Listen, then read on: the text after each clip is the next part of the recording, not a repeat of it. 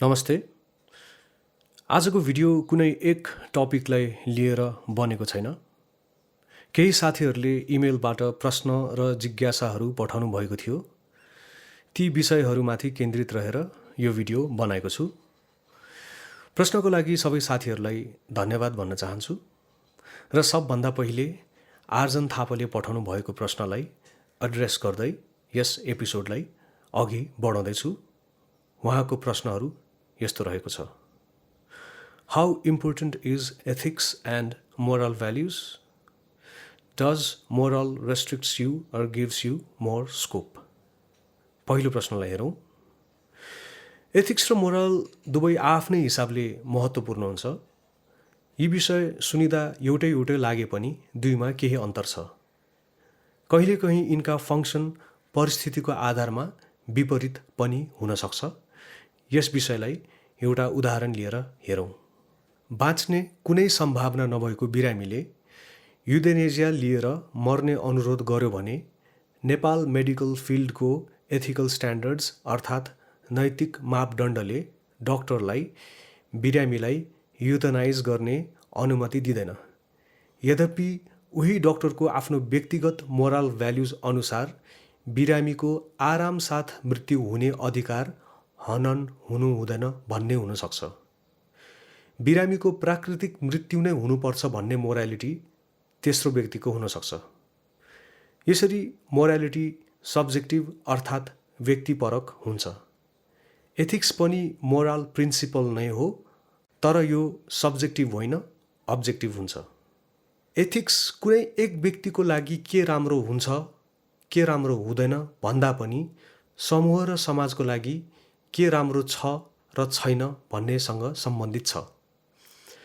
कानुन, प्रहरी निकाय, सरकारी होस् या निजी जति पनि सङ्घ संस्थाहरू छन् सबको एथिकल स्ट्यान्डर्ड हुन्छ। एथिक्स नियम हो भने मोरल भनेको राम्रो नराम्रो असल खराबको आफ्नो व्यक्तिगत विचार, विश्वास र बुझाइ हो। यो विषयलाई अर्को एउटा उदाहरण लिएर हेरौँ। सम्बन्धित कामको धेरै अनुभव भएको र सही शिक्षा हासिल गरेको क्यान्डिडेटलाई कुनै पनि संस्थाले जागिर दिनु भनेको एथिकल हो। तर त्यो क्यान्डिडेट जसको कामको लागि शिक्षा र अनुभव पुग्दैन र पनि उसले अरू डिजर्भिङ क्यान्डिडेटको पोजिसन आफ्नो दुःख र गरिबीपनको आधारमा हासिल गर्छ भने त्यस्तो इम्प्लोइमेन्ट मोरल भ्याल्युजको आधारमा मात्र हुन सक्छ। त्यसैले केही सन्दर्भमा मोरल भ्याल्युज एथिकल हुँदैन र केही सन्दर्भमा एथिक्स मोरल हुँदैन।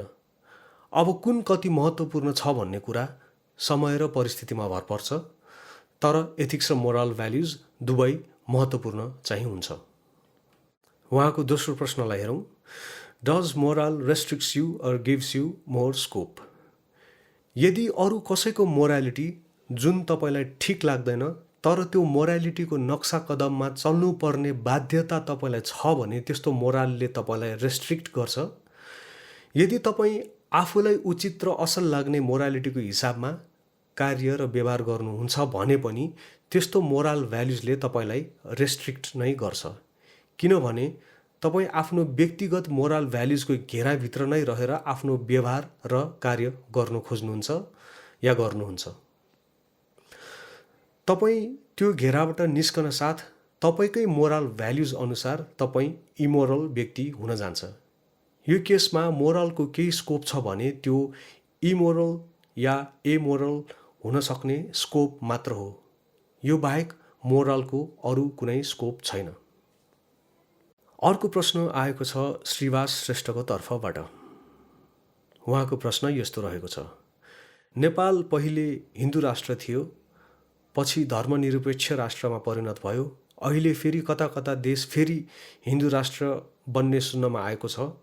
के तपाईँलाई नेपाल फेरि हिन्दू राष्ट्र हुनुपर्छ जस्तो लाग्छ? हिन्दू धर्म तपाईँलाई कस्तो लाग्छ र यस विषयमा तपाईँको के कस्तो विचार छ? नेपाल फेरि हिन्दू राष्ट्र हुनु हुँदैन जस्तो लाग्छ मलाई। विश्वका लगभग सबै धर्महरूलाई बुझ्ने एउटै आधार भनेको तिनका पवित्र ग्रन्थहरू हुन्। यी ग्रन्थहरू मानिसलाई बाँच्नको तरिका सिकाउँदछ, जस्तै अरूलाई दया देखाउनु, सत्य बोल्नु, प्रार्थना गर्नु आदि इत्यादि। तर यी स्क्रिप्चर्सहरूलाई लजिकली र ऱ्यासनली एक्जामिन गर्ने हो भने प्रशस्तै अनैतिक उपदेश र आपत्तिजनक दिव्य आदेशहरू पनि भेटिन्छ। हिन्दू धर्मका ग्रन्थहरूमा पनि यस्ता थुप्रै समस्याहरू भेटिन्छ। जाति प्रथा, सती प्रथा जस्तो कुप्रथाहरू वेदहरूको आधारमा समाजको अभिन्न अङ्ग बन्न पुगेको हामी सबलाई थाहा छ। यदि हिन्दू साथीहरू यस्ता प्रथाहरू वेदमा उल्लेख छैन भन्ने विश्वास मान्नुहुन्छ भने ऋग्वेद पुरुष सूक्त 10:90 पढ्न हुन आग्रह गर्दछु। यस श्लोकमा जाति प्रथाको उत्पत्तिको विषयलाई विस्तृत रूपमा बुझाइएको छ। सती प्रथाको विषय अथर्ववेद 18:3-2 उल्लेख भएको छ। केही साथीहरू यी श्लोकहरूलाई मेटाफोरिकली बुझ्नुपर्छ भन्छन्। कोहीले भने यी श्लोकहरूको अर्थ र भाव बुझ्नमा मानिसहरूले गल्ती गरे भनी वेदको डिफेन्ड गर्छन्। मुख्य समस्या यही हो कि यो श्लोकहरू जसले जसरी चाहे त्यसरी बुझ्न र इन्टरप्रेट गर्न सक्छन्। त्यसैले वेदका यी श्लोकहरूले कुप्रथालाई उल्लेख गरेको होइन भन्नेहरू जति सही छन्, श्लोकलाई आफ्नै ढङ्गले बुझेर जाति प्रथा र सती प्रथालाई मान्नेहरू पनि त्यति नै सही छन्। सबैभन्दा मुख्य कुरा, यदि यी श्लोकहरूको गलत इन्टरप्रिटेसन नै भएको हो भने पनि हजारौँ वर्ष दासताको संस्कार, नारी र बालिकाहरूको हत्याको संस्कार चलिरह्यो। कयौँ पिँढीमाथि छुवाछुतको अमानवीय व्यवहार भयो। उनीहरूले घृणा, हेला र अवहेलनाले भरेको जीवन बिताउनु पर्यो। नयाँ पिँढी र समाजले यसको असर अहिलेसम्म पनि भोग्नु परिरहेको छ। सती प्रथा पुरै उन्मूलन त भयो, तर 2000 वर्ष चलेको यस कुप्रथाको कारण लाखौँ निर्दोष केटी र आइमेहरू आफ्नो मृतक पतिको चितामा जिउँदै जल्नु पर्यो। त्यो भगवान जसले आफ्नो दिव्य उपदेशको गलत प्रयोग भइरहेको छ भनी जानेर पनि यी कुप्रथा मान्नेहरूलाई सच्याउने प्रयास गरेनन्। उनी त केवल कुरिरहे, कहिले यी आफ्ना पापका कुनै हेक्का नभएका दुष्टहरू मरेर आउलान् र यिनलाई नर्कको आगोमा जलाउँ भनेर। महाभारत, रामायण, देवी देवताहरूका कथाहरूमा पनि थुप्रै अनैतिक, आपत्तिजनक र हास्यास्पद किस्साहरू छन्। हिन्दू धर्ममा मेरो विचार के छ भन्ने प्रश्नमा फर्किँदा म यति भन्न सक्छु कि राम्रो र असल समाज र सभ्यता निर्माण गर्नका लागि हिन्दू धर्मका ग्रन्थहरू पल्टाउनुभन्दा सही विकल्प हामीले खोज्न र रोज्न सक्छौँ। वेदहरूलाई ह्युमन लिटरेचर र फिलोसफीको आधारमा हिन्दू सभ्यता र परम्पराको महत्त्वपूर्ण उपलब्धि हुन् भनी स्वीकार्नुमा कुनै समस्या मान्नु पर्दैन। हिन्दू धर्मले दिने असल ज्ञान र बुद्धिलाई पनि हामीले मनन गर्न सक्नुपर्छ। कस्तो कार्य र व्यवहार गर्नु उचित वा अनुचित हुन्छ, के नैतिक र अनैतिक छ भन्ने आफ्ना व्यक्तिगत विचार हिन्दू धर्मको आधार लिएर निर्माण गर्ने स्वतन्त्रता सबलाई हुनुपर्छ। तर हाम्रो समाज र देश कसरी चल्नुपर्छ भन्ने प्रश्नको उत्तर हिन्दू धर्म हुनु हुँदैन भन्ने मेरो व्यक्तिगत धारणा हो। त्यसैले नेपाल धर्मनिरपेक्ष राष्ट्र भएकै ठिक हो भन्ने मलाई लाग्छ। अर्को प्रश्न आएको छ सर्वेश ढुङ्गानाको तर्फबाट। उहाँको प्रश्न यस्तो रहेको छ, how does corona virus interact with humans? यस प्रश्नको उत्तरको लागि हामीले डाक्टर सूरज कुमार गुप्तासित अनुरोध गरेका थियौँ। सुनौ उहाँको जवाफ। नर्मली कोभिड-19 भाइरस रेस्पिरेटरी इन्फेक्सनबाट सर्ने हो। नर्मली त ड्रपलेट पार्टिकल हुन्छ हाम्रो रेस्पिरेटरी ड्रपलेट्स, त्यसले गर्दा हुने, जसको चाहिँ लेस देन 5 माइक्रोमिटर डायमिटर भएकोलाई चाहिँ हामीले ड्रपलेट न्युक्लियाई भनेर भन्छौँ। अहिलेको करेन्ट इभिडेन्स अनुसारले प्राइमरी ट्रान्समिटेड हुने पिपल थ्रु चाहिँ रेस्पिरेटरी ड्रपलेट नै छ। सो एयरबोर्न ट्रान्समिसन चाहिँ अहिलेसम्म रिपोर्ट गरेको चाहिँ छैन। मोस्टली त्यही कफिङ, स्निजिङ, अनि अब भनौँ न म्युकोजाबाट चाहिँ त्यो रेस्पिरेटरी इन्फेक्टिभ ड्रपलेट्सहरूबाट चाहिँ ट्रान्समिसन हुने चाहिँ देखिएको छ अहिले इमिडिएट चाहिँ। अब अर्को भनेको चाहिँ इमिडिएट इन्भाइरोमेन्ट अथवा अब्जेक्टिभ लाइक स्टेथोस्कोप, थर्मोमिटरहरूबाट पनि क्लोज कन्ट्याक्टमा सेम चिज अर्कोलाई गर्दाखेरि त्यसबाट पनि सरेको चाहिँ छ।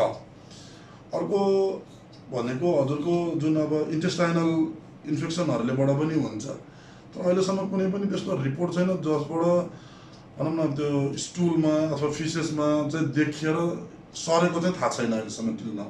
तर इन्टेस्टाइनल इन्फेक्सनबाट पनि सरेको चाहिँ छ। अब एक्चुअलीमा भन्ने हो भने क्लोज कन्ट्याक्ट बाट भनेर नै सर्ने चाहिँ मोस्टली सम्भावना छ।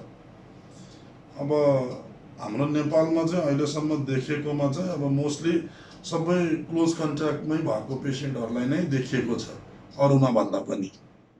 यस्तो भीषण परिस्थितिको बावजुद आफ्नो जिम्मेवारी निर्वाह गरिरहनु भएको डाक्टर सुरज कुमार गुप्ता र उहाँ जस्तै अरू कर्मठ मेडिकल वर्करहरूलाई धेरै धेरै धन्यवाद भन्दै आजको एपिसोडलाई सकाउन गइरहेको छु। छिट्टै नयाँ विषय लिएर तपाईँहरू समक्ष आउने प्रयास गर्नेछु। प्रश्नहरू केही छन् अथवा मनमा लागेको कुराहरू बाँड्न मन लागे कृपया हामीसित कन्ट्याक्ट गर्नुहोला। कन्ट्याक्ट डिटेल्स डिस्क्रिप्सनमा पाउन सक्नुहुन्छ। साथ रहिदिनु भएकोमा धेरै धेरै धन्यवाद।